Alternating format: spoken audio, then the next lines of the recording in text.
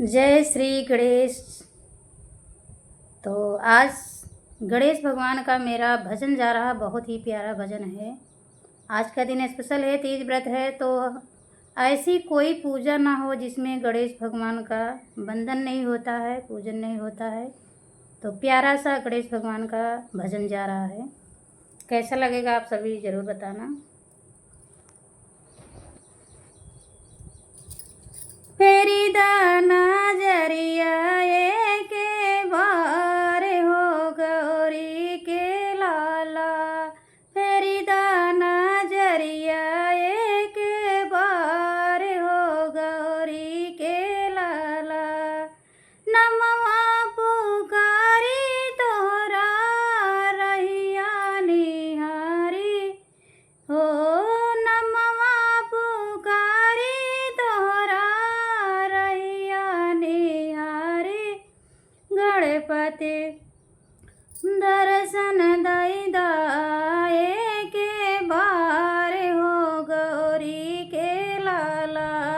दर्शन दई दाए के बार हो गौरी के लाला।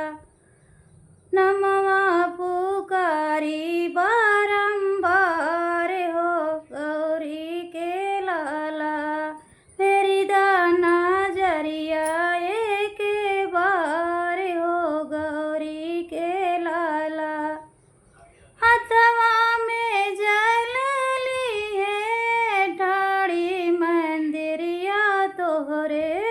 हथवा में जल ली है ठाड़ी मंदिरिया तोहरे। चरना धोवाए के बार हो गौरी के लाला। चरना धोवाए के बार हो गौरी के लाला। दर्शन दई दाए के बार हो गौरी के लाला। हथवा में दिया नाली है ज्योतिया जलाए हम तो। हथवा में दिया नाली है ज्योतिया जलाए हम तो। दर्शन दई दाए के बार हो गौरी के लाला। दर्शन दई दाए के बार हो गौरी के लाला। फेरी दाना जरिया के बार हो गौरी के ला। फेरी दाना जरिया के बार हो गौरी के लाला। हथवा में ली है लड्डू खाड़ी मंदिरिया रे।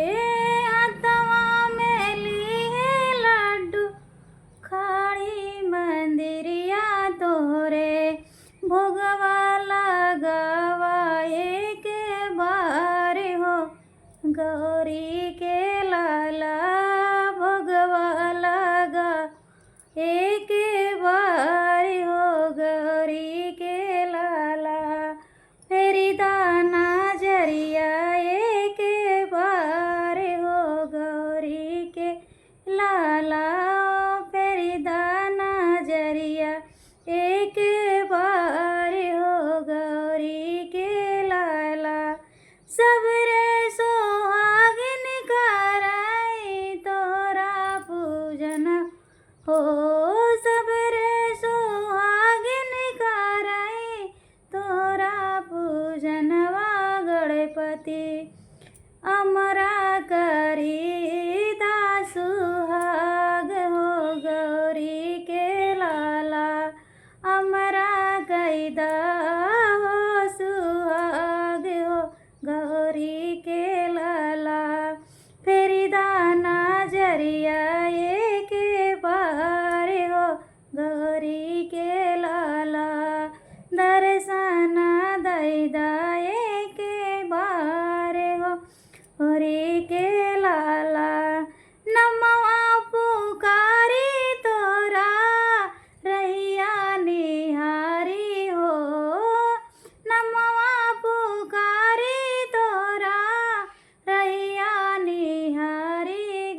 पति दर्शन दई दए के बारे हो गौरी के लाला दर्शन दई दए के बारे हो गौरी के लाला। बोलो गणेश भगवान की जय। तो आप लोग के गीत कैसा लगेगा, भजन कैसा लगा, कमेंट बॉक्स में ज़रूर बताना।